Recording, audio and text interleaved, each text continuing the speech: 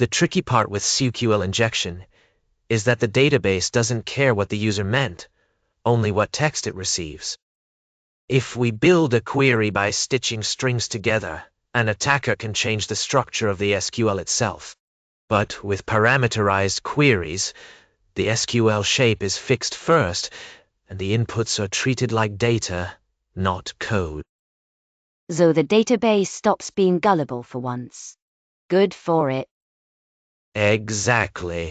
For example, in a dynamic query, something like where name HE, user input, can be broken if the input includes quotes and SQL syntax. In a parameterized query, that same input just becomes the value of the placeholder, even if it looks suspicious. Right, the old, I inserted a quote, and suddenly I'm admin career path. And it's not just logins. Dynamic queries can be vulnerable in filters, sorting, even table names if people get creative in the wrong way. Parameters protect values, but not every part of a query is parameterizable, so we still need careful allow lists for things like column names.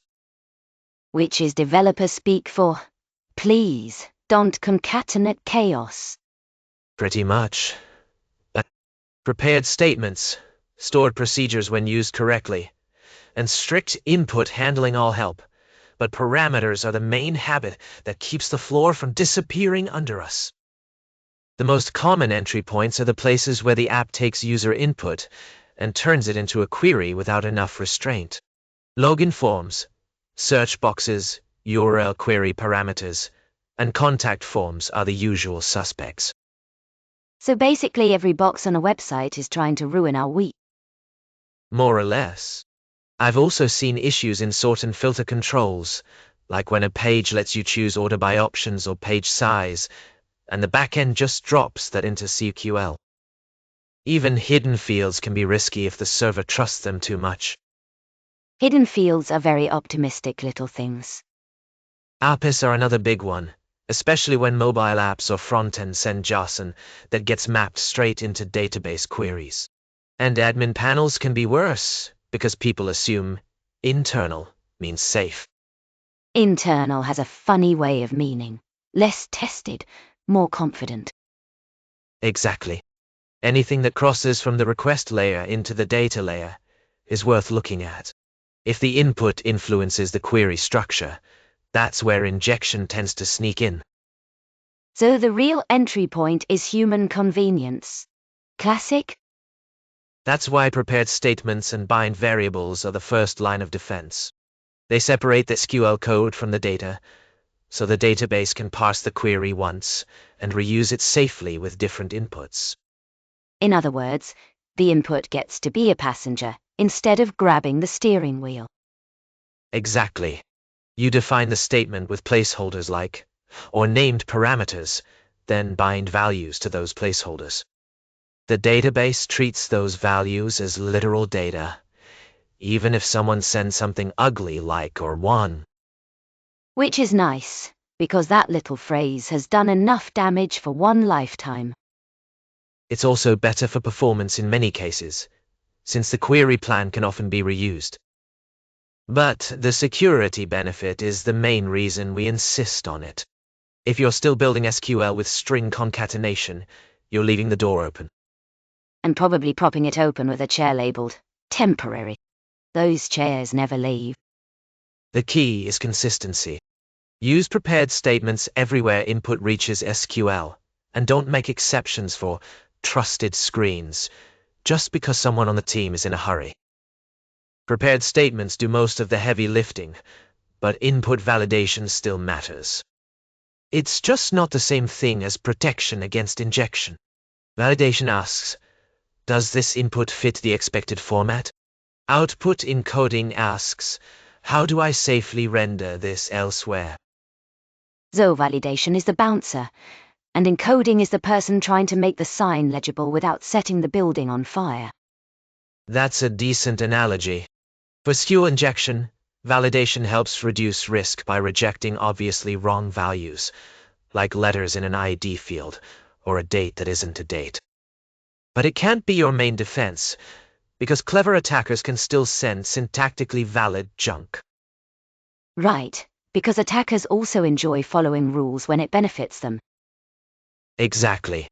Output encoding is more relevant when data leaves the database and goes to HTML, logs, or scripts. It prevents other injection problems, but it won't fix a dangerous SQL query. So the defensive stack is parameterization first, validation to narrow the inputs, and encoding when displaying data elsewhere. A whole chain of precautions just to keep one user from typing like a raccoon with a keyboard. ORMs help a lot because they push you toward parameterized queries by default. Instead of handwriting raw SQL everywhere, you work with objects and methods, and the library usually handles binding for you. So the framework does the heroic part while we nod knowingly in stand-up. In many cases, yes. But ORMs are not magic armor. The gaps show up when developers drop down to raw SQL for convenience, or when they use string interpolation inside ORM query helpers. That's where the old problems sneak back in wearing a nicer jacket. Fancy jacket, same knife. Also, some query builders let you safely parameterize values, but still leave things like table names, column names, or sort directions exposed if you pass user input directly. And complex queries can tempt people to bypass the ORM entirely when the abstraction feels cumbersome.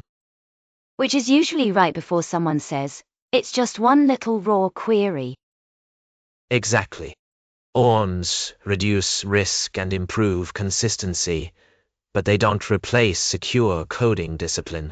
You still need to know when the abstraction is helping and when it's quietly stepping aside. Stored procedures can help, but only if they're written safely. When they use parameter binding internally, they can reduce the amount of ad hoc SQL scattered through the app. So, helpful tool, but not a force field. Got it. Exactly. The benefit is centralization. You can put query logic in one place, review it carefully, and limit what the application is allowed to do. That said, people sometimes assume stored procedures are automatically immune to injection. They're not. Let me guess. Someone builds dynamic SQL inside the procedure and congratulates themselves. That happens a lot. If a stored procedure concatenates user input into a command string and executes it, it can be just as vulnerable as application code. Another misuse pattern is granting overly broad permissions because it's in a procedure, so it must be safe. Security by ceremony. My favorite kind of bad idea. The right use is to keep procedures parameterized, avoid dynamic SQL unless absolutely necessary, and tightly control privileges. Then they become a useful layer, not a loophole.